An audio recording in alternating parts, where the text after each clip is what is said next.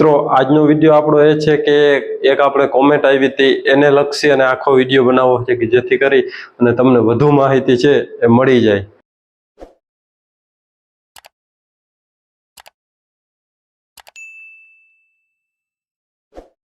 નમસ્કાર મિત્રો, નવા વિડિયોની અંદર તમારું હાર્દિક સ્વાગત છે। મિત્રો આજનો વિડિયો આપણો એ છે કે એક આપણે કોમેન્ટ આવી હતી એને લક્ષી અને આખો વિડિયો બનાવવો છે કે જેથી કરી અને તમને વધુ માહિતી છે એ મળી જાય। હવે ખાસ કરીને આમ કહીએ તો જે આપણા ખેડૂત વિરોધીઓ હોય છે એને લક્ષી અને આ કોમેન્ટ છે। અગાઉ વિડિયો મૂક્યો હતો જે થોડાક દિવસ પહેલા કે એની અંદર આપણે જે રાજકોટ જિલ્લાના એક ભાઈ છે એને મગફળીની અંદર જે વાયરમાં કે આપણે જે શિયાળામાં જે જીરું વાવીએ છીએ તો જીરાની અંદર સુકારો આવે એ રીતનો રોગ આવી ગયો હતો। એ વિડિયો છે તમે બાજુમાં જોઈ શકો છો। હવે મિત્રો આ વિડિયો આપણે મૂક્યો હતો કે આ ક્લિપ હતી એની અંદર, તો એમાં એક ભાઈની કોમેન્ટ આવી। કોમેન્ટની અંદર શું હતું લખેલું છે કે એ કોમેન્ટ મેં સ્ક્રીનશોટ પાડવાની કોશિશ કરી પણ મને ક્યાંય પાછી મળી નહીં એટલે કોમેન્ટ ડિલીટ કરી નાખી હશે એ ભાઈએ, એ હવે ભગવાન જાણે। તો મિત્રો આ કોમેન્ટની અંદર શું હતું કે જે આપણે વિડીયો બનાવ્યો છે એનો કહેવાનો મતલબ એ હતો કે તમે આ જે રોટાવેટર છે એ ખાલી 4 હારૂમાં જ માર્યું છે વિડીયો બનાવવા પૂરતું। હવે આપણે એ ભાઈને કહી દઈએ કે 4 હારૂમાં નહીં પણ તમારે કદાચ અડધી હાર હોય તો એમાં તમે વિડીયો બનાવો અને વિડીયાને હું શેર કરી દઈશ કે તમારી જો જીગર હાલતી હોય તો તમે ખાલી અડધી હારમાં પર રોટાવેટર મારી અને વિડીયો બનાવો, વિડીયોને હું શેર કરી દઈશ। જો તમારે વિડીયો બાબતે બોલ્યા કોમેન્ટ મારી હતી, મેં વાંચી લીધી અને તરત જ કોમેન્ટ ડિલીટ કરી નાખી હતી એ ભાઈએ। પછી જો ફરી કોમેન્ટ આવશે તો હું તમને વિડીયોની અંદર આમાં બતાવીશ અથવા આજને આ વિડીયો છે એની કોમેન્ટની અંદર એક પિન કોમેન્ટ કરી દઈશ હું કે જેથી કરી અને બધા ખેડૂતને માહિતી મળે। હવે મિત્રો કહેવાનો મતલબ એ છે કે આવા જે અમુક તત્વો હોય એને હિસાબે જ આપણે ખેતીમાં છે એ પાક વીમા નથી મળતા અને જે કેમિકલવાળી દવાઓ છે એ ડુપ્લિકેટ મળે છે અને આમ કહીએ તો ખેડૂતના હિતમાં આવા લોકો છે એ નથી થવા દેતા। આપણો વિડીયો ખાસ કરીને એ માટેનો હતો કેમિકલવાળી ખેતીથી વધારે ગરમી થાય અને આવી જે બીમારીઓ છે વધારે આવે છે, આપણે એના વિશે પણ એક વિડીયો મૂક્યો હતો। અને મિત્રો આ જે બીમારી છે એ આપણે કુદરતી રીતના આવતી કે સમય સંજોગે વહી જતી નથી, પણ જો આ તમે સાચી અને સારી માહિતી ના લ્યો તો તમારે આ મગફળી છે ખેડવી જ પડે। એ જ રીતના આપણા એક મિત્ર હતા એની આ ક્લિપ મને મોકલેલી અને મેં યુટ્યુબમાં આપણા જે ચેનલ છે એમાં રાખી હતી, તો એમાં આજે આગળ કીધું કે આ કોમેન્ટ આવી હતી, કોમેન્ટમાં એ લખેલું હતું કે આ વિડીયો બનાવવા માટે જ તમે મગફળીને રોટાવેટર માર્યું છે।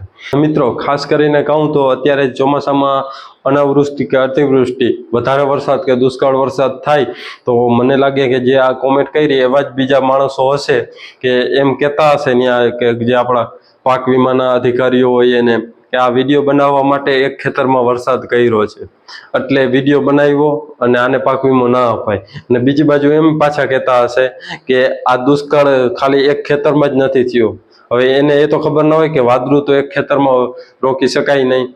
એટલે આવા બધા જે તત્વો છે એને હિસાબે જ આપણો દેશ છે પાછળ છે।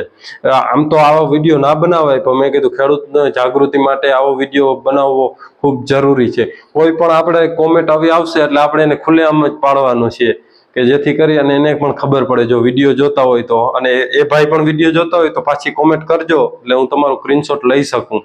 એટલે મિત્રો ખાસ કરીને કહેવાનું એ કે આવા જે બધા લોકો છે એને હિસાબે આપણે ખૂબ સારો દેશ છે એ પાછળ જાય છે અને એ આપણે કમનસીબી કહેવાય। કેમ કે પાક વીમાની અંદર પણ આપણે ઘણું બધું જાણ્યું હતું કે પાક વીમો પણ નથી મળતો અને જે જમીન માપણીઓની જે હાલે છે વાદ વિવાદો એમાં બધે આવા જ ગળી ગયા છે એટલે જ આપણે છે એ ટાઈમે કામ થતા નથી। આમ તો આપણો એ મુદ્દો છે નહીં પણ આવી જે કોમેન્ટો મારે એટલે આપણે અંદરથી ના રહેવાય અને બોલાઈ જાય છે કે આવાને હિસાબે જ આપણું છે એ ખેતીમાં કામ થતા નથી।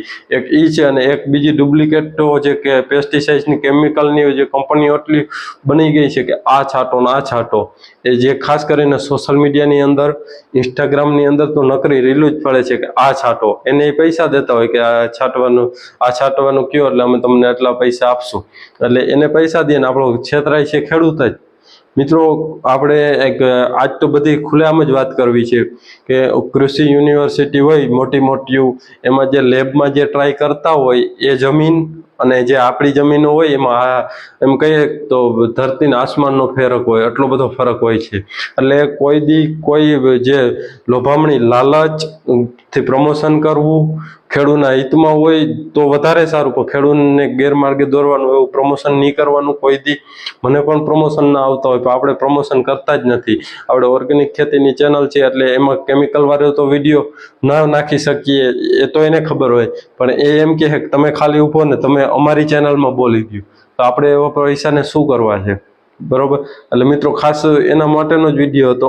અને આપણે મગફળીની અંદર પણ અત્યારે જે કેલ્શિયમ લે છે એમાં ખાસ કરીને ધ્યાન રાખજો, એમાં પણ ખૂબ સારી એવી છેતરપિંડી થઈ ગઈ છે. ફૂગનાશક જે કેમિકલ વાળી દવાઓ લે છે એમાં પણ ધ્યાન રાખજો.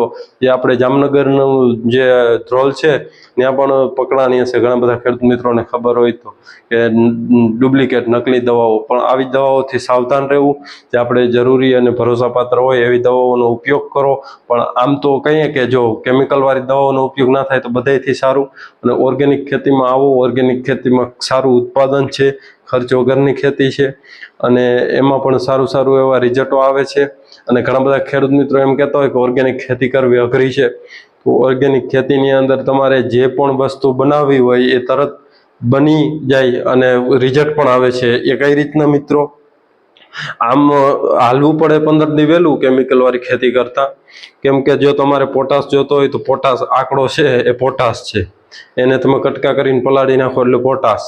પછી તમારે નાઇટ્રોજન જોતો હોય તો કોંગ્રેસ ઘાસ, જે ગાજરિયું ઘાસ કહે છે, એને પલાળી નાખો એટલે નાઇટ્રોજન. પછી તમારે કીટનાશક બનાવવી તો અજમાસ્ત્ર, પછી આપણે પંચપર્ણી અર્ક જે 5 પાંદડાનો ઉકાળો કહીએ છીએ, પછી નિમાસ્ત્ર, અજમાસ્ત્ર, અને બીજું આપણે જે કોઈ પણ ખાતર હોય ગાયનું એમાંથી વર્મી કમ્પોસ્ટ કરી અને એનો પણ ઉપયોગ કરીને અળસિયા વધી શકે છે. એટલે મિત્રો ખાસ કહેવાનું હોય કે ઓર્ગેનિક ખેતી કરતા જેવી એક બેસ્ટ ખેતી નથી, પ્રકૃતિને લક્ષી છે. એટલે ખાસ એના માટેનો જ વિડીયો હતો મિત્રો. એટલે જો આ વિડીયો તમને ગમ્યો હોય તો વિડીયોને લાઇક કરજો. અને આપણા વોટ્સએપ ગ્રુપમાં ના જોડાણા હોય તો આપણું વોટ્સએપ ગ્રુપ છે, કે ગ્રુપની લિંક ડિસ્ક્રિપ્શનમાં, ત્યાં ગ્રુપમાં જોડાઈ જાઓ. એટલે ખાસ એના માટેનો જ વિડીયો હતો. આ વિડીયો ગમ્યો હોય તો વિડીયોને લાઇક કરજો. ચેનલમાં ન હોય તો ચેનલ સબસ્ક્રાઈબ કરજો. ધન્યવાદ. જય ગૌ માતા.